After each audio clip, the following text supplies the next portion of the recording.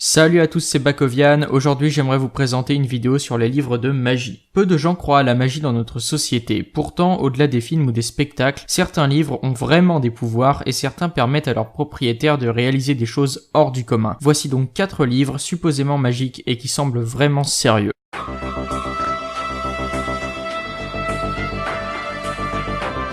Numéro 4, le manuscrit de Voynich. C'est le plus vieux manuscrit jamais découvert, probablement écrit entre 1404 et 1438. Il est anonyme et écrit dans une langue inconnue, dans un alphabet encore non déchiffré. Il est surnommé le plus mystérieux des manuscrits. En effet, on ne sait pas quel était son but. Au fil des pages, on peut faire l'hypothèse qu'il s'agissait d'une sorte d'herbier contenant des instructions sur l'utilisation des différentes herbes en médecine au Moyen-Âge. Le problème, c'est qu'on trouve aussi dans le livre des pages montrant des illustrations très précises rappelant de manière exacte l'organisation des galaxies. Il pourrait donc s'agir d'une sorte d'encyclopédie, cependant ceux qui ont eu en main le manuscrit original affirment tous avoir ressenti la même chose, l'impression de devenir subitement plus fort et plus intelligent, de connaître exactement les différentes méthodes de fabrication et d'extraction de poisons et de potions à partir des plantes. Cela laisse penser que ce manuscrit donne effectivement des pouvoirs importants et de grandes connaissances à celui qui le possède.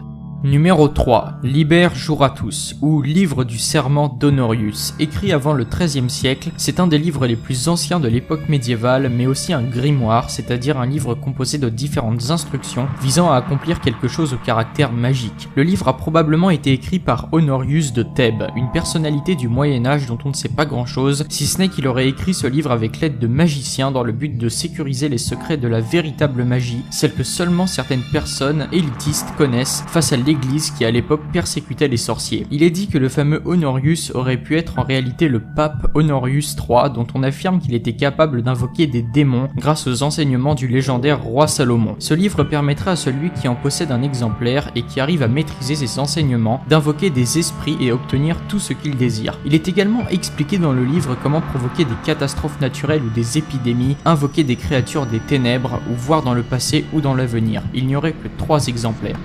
Numéro 2, Ars Notoria Sive Flores Aurei, ou l'art de la magie des fleurs dorées, écrit par Apollonius de Tyane, un grec pythagoricien, savant et philosophe. Ce livre consiste en une liste de formules, appelées oraisons, à réciter dans certaines conditions précises pour atteindre le savoir infini. Le manuscrit original, qui daterait du XIIe siècle, est comme par hasard conservé par l'université de Yale aux États-Unis, une des meilleures au monde. Le livre permettrait de communiquer avec des esprits et de donner à son possesseur des pouvoirs dits académiques, comme par exemple une mémoire parfaite, un savoir universel, etc. Si ça paraît plutôt sympa dit comme ça, le livre n'est en réalité pas si innocent que ça. Un moine français du XIVe siècle, Jean de Morigny, aurait affirmé que ce livre lui aurait provoqué des visions horribles et conféré des pouvoirs et qu'il fallait absolument que personne ne s'en approche.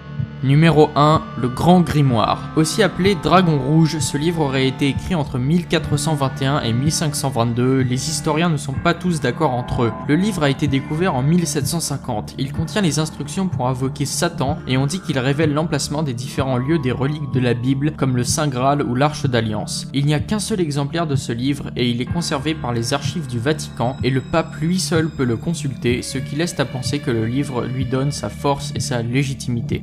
Voilà, c'est tout pour cette vidéo. Si celle-ci vous a plu, n'hésitez pas à la liker, à la partager, à vous abonner et surtout me dire en commentaire ce que vous pensez des livres que je vous ai présentés et plus généralement de la magie. Et sur ce, moi je vous dis à la prochaine. Ciao!